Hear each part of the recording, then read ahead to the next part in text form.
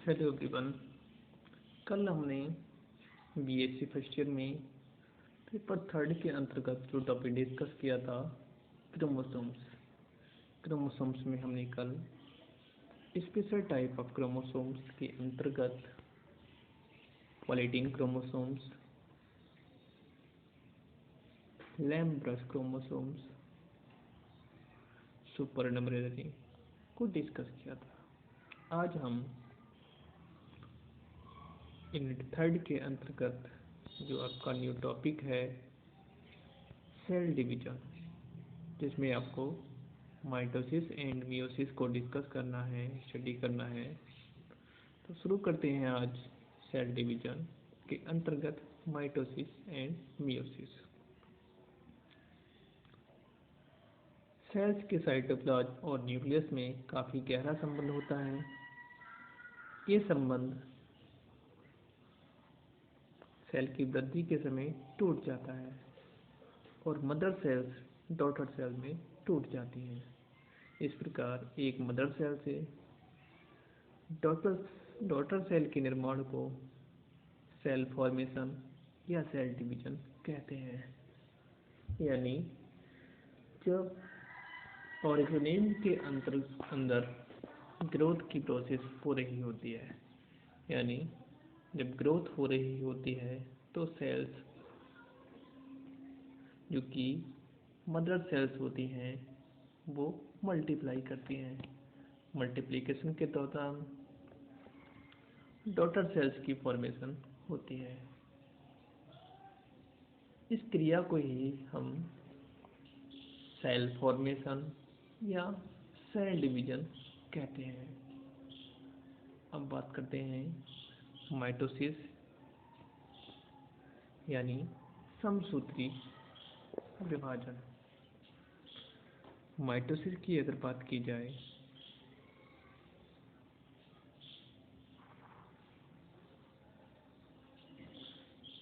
समसूत्री विभाजन को somatic division भी कहते हैं। सेल्स इन विच माइटोसिस अकर्स, मतलब कौन कौन सी सेल्स हैं, मतलब कौन कौन सी सेल्स में माइटोसिस की क्रिया होती है। तो जो सेल्स हैं ये बॉडी की सोमैटिक सेल्स यानी कायिक कोशिकाओं में संपन्न होती हैं। जो सोमैटिक सेल्स होती हैं उनके अंदर माइटोसिस की प्रोसेस देखी गई है। साथ ही साथ इस प्रकार के विभाजन गोनाड्स में गैमेट फॉर्मेशन के समय, मल्टीप्लिकेशन फेज के समय भी होता है। यानी जो गोनाड्स से गैमेट की फॉर्मेशन हो रही होती है उस समय भी माइटोसिस की प्रोसेस होती है। अब बात करते हैं डिस्कवरी की। अगर माइटोसिस की डिस्कवरी की बात करें तो माइटोसिस डिवीजन के बारे में जानकारी डब्ल्यू फ्लेमिंग ने 1882 में दी थी। यानी जो डब्ल्यू फ्लेमिंग नामक साइंटिस्ट थे उन्होंने सन 1882 में माइटोसिस को डिस्कवर किया था। माइटोसिस की प्रोसेस को इन्होंने ही खोजा था। प्रोसेस ऑफ माइटोसिस यानी माइटोसिस की प्रोसेस की बात की जाए तो जो माइटोसिस की प्रोसेस होती है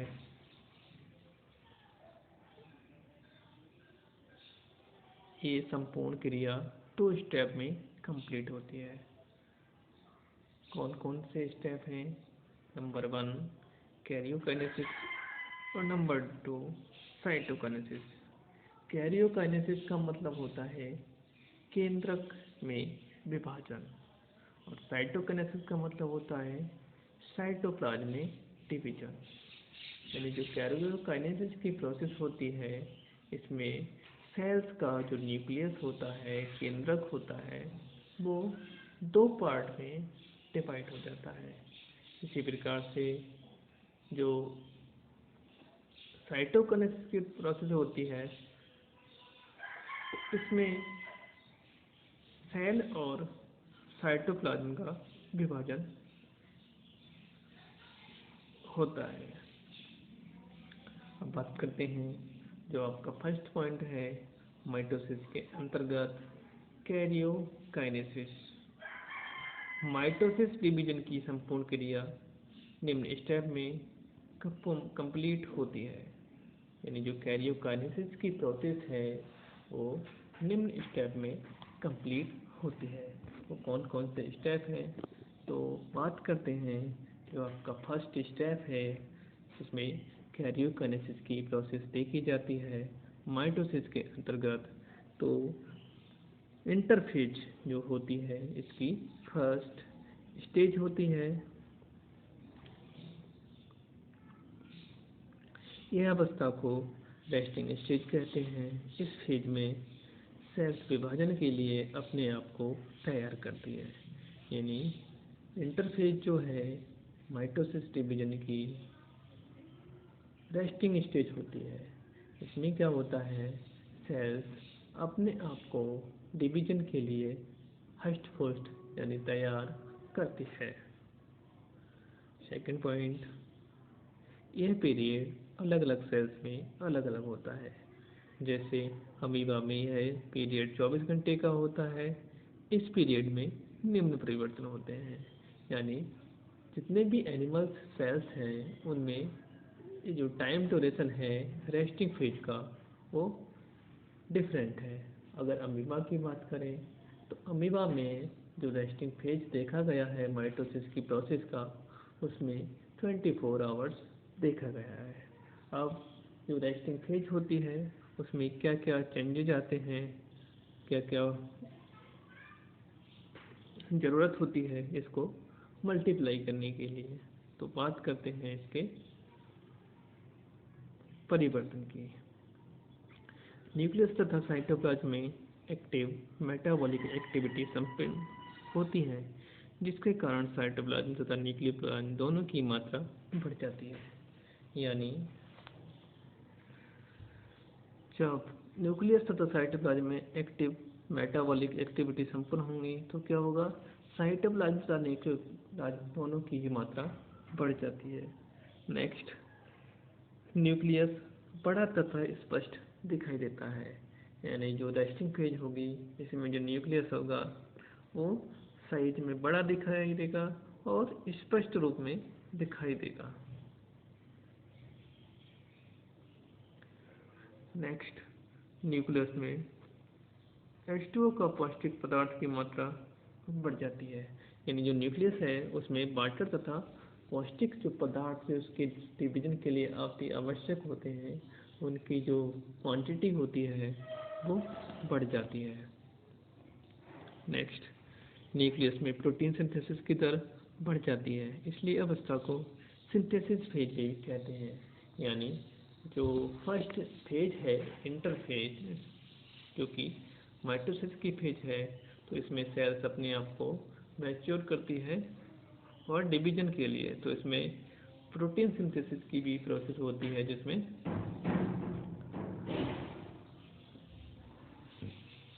प्रोटीन सिंथेसिस होती है, इसलिए इस अवस्था को वो सिंथेसिस फेज भी कहा जाता है। नेक्स्ट पॉइंट, न्यूक्लियस में क्रोमेटिन ग्रेनुल्स क्रम में व्यवस्थित होना शुरू करते हैं जिसके कारण अत्यंत महीन लंबे पतले धागे के रूप में क्रोमेटिक नेटवर्क प्रदर्शित होने लगता है।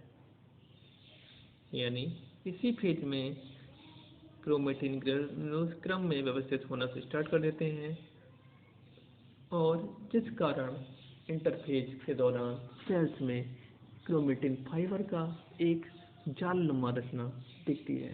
यानी जो नेटवर्क होता है, जाल होता है, उसके समान इंटरफेज में क्रोमेटिन फाइबर्स का नेटवर्क दिखता है। नेक्स्ट पॉइंट,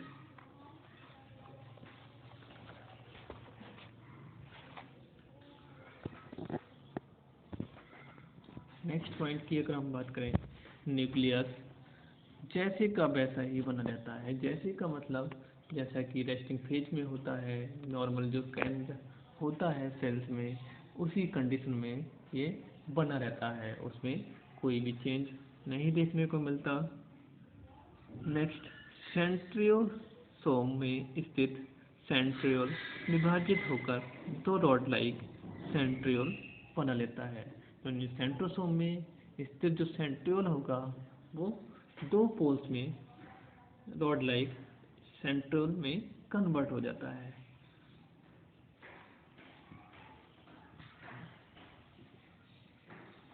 अब हम इसके स्ट्रक्चर की बात करते हैं। जो इंटरफेज वाला जो स्ट्रक्चर है माइटोसिस का,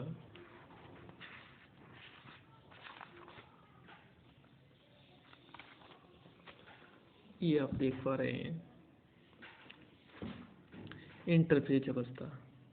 इंटरफेज में क्या आप देख रहे हैं, जो सेंट्रोसोम है ये आगे चलकर, जैसे ये अर्ली टेलोफेज अवस्था है, इसमें यहीं से डिवाइड होना शुरू कर देता है और टेलोफेज में जाके ये बिल्कुल क्लियर हो जाता है।